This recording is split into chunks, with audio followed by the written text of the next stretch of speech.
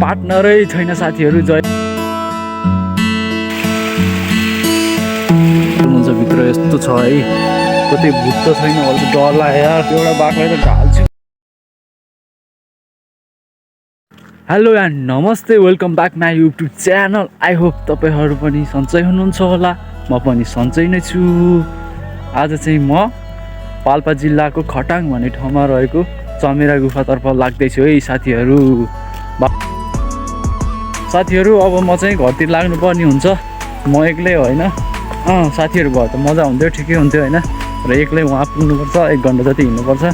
ल साथीहरू अब घरतिर लाग्छु होइन भिडियो हेर्दै गर्नु होला साथीहरू चमेरा गुफा पनि हेरिसक्नु भयो होइन